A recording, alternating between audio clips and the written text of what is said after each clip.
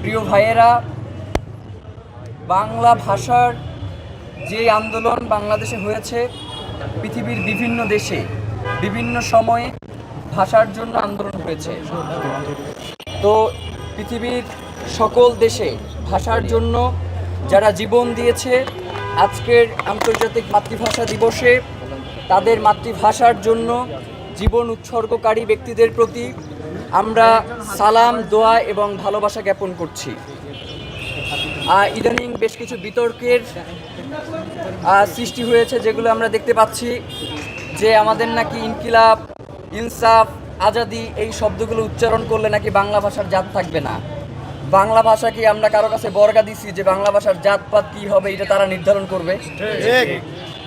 পৃথিবীর কোনো ভাষাই স্বয়ং সম্পূর্ণ হয় না অন্য ভাষার সংমিশ্রণ ছাড়া। আপনি যদি আমাদের বহুল প্রচলিত ইংরেজি ভাষাটার দিকেও খেয়াল করেন, সেই ইংরেজি ভাষার উৎপত্তি ঘটেছে জার্মান ভাষা থেকে, এবং বর্তমানের যে ইংরেজি ভাষা প্রচলিত রয়েছে এর মধ্যে অধিকাংশ শব্দ এসেছে গ্রিক এবং ল্যাটিন থেকে। এই যে বাংলা ভাষার কথা বলে বলে যারা মরে যাচ্ছে, এই বাংলা শব্দের উৎপত্তিটাও হয়েছে দুইটা শব্দ থেকে, সংস্কৃত এবং ফার্সির সংমিশ্রণে হয়েছে বাংলা শব্দ। সুতরাং যারা এই শব্দগুলোকে নিয়ে বিভিন্ন ধরনের রাজনীতি করবার চেষ্টা করে, আমাদের কাছে মনে হয় যে তাদের এই শব্দগুলোর প্রতি এক ধরনের বিদ্বেষ থেকেই তারা করে মূলত এই কাজগুলো। যেমন আপনি চিন্তা করেন, এই যে রিক্সাটা এখানে দাঁড়িয়ে আছে, এই রিক্সা শব্দটা জাপানি শব্দ, এইটা নিয়ে তার কোনো সমস্যা নাই। সে তার আব্বারে আব্বা ডাকে, বাপ ডাকে, এইগুলো নিয়ে তার কোনো সমস্যা নাই। কিন্তু আমাদের আজাদির শব্দ, আমাদের ইনকিলাবের শব্দ, আমাদের ইনসাফের যে শব্দগুলো রয়েছে, এই শব্দগুলো তার ভীষণ আপত্তি রয়েছে।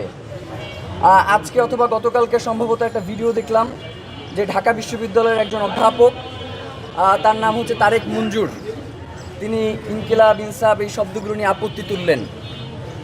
তো তার যেই নাম তারেক মঞ্জুর, এই তারেক শব্দটা হচ্ছে তরিক থেকে এসেছে, আরবি শব্দ, যার অর্থ হচ্ছে রাস্তা। সরি, রাস্তাও আবার বাংলা শব্দ না, রাস্তা আবার হচ্ছে ফার্সি শব্দ, তো পথ।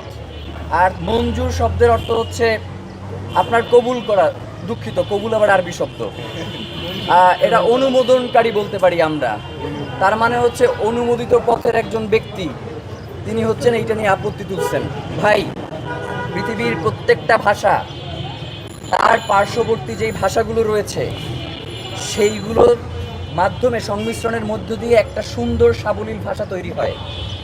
আমাদের উপরে এই যে ভাষা আন্দোলনটা হয়েছে, এটা কি শুধুমাত্র শব্দের কারণে হয়েছে, নাকি আমাদের উপরে যে চাপিয়ে দেওয়া হয়েছে এই কারণে এই আন্দোলনটা হয়েছে? উর্দুর বিপরীতে বাংলার কোনো আন্দোলন হয় নাই, উর্দুকেই একমাত্র করার বিপরীতে এই আন্দোলনটা হয়েছে। উর্দু ভাষা নিয়ে বাংলাদেশের মানুষের কোনো আপত্তি ছিল না। বাংলাদেশের মানুষের আপত্তি ছিল যে উর্দুই একমাত্র রাষ্ট্রভাষা হবে এই জায়গাটায়। সুতরাং এই যে চাপিয়ে দেওয়ার মনোভাব, ইদানিং আমরা দেখতে পাচ্ছি যে আমাদের উপরেও এক ধরনের চাপিয়ে দেওয়ার মনোভাব। আমাদের কলকাতার থেকে যারা শব্দ ধার করে নিয়ে আসছে তাদের এক ধরনের আপত্তি দেখতে পাই।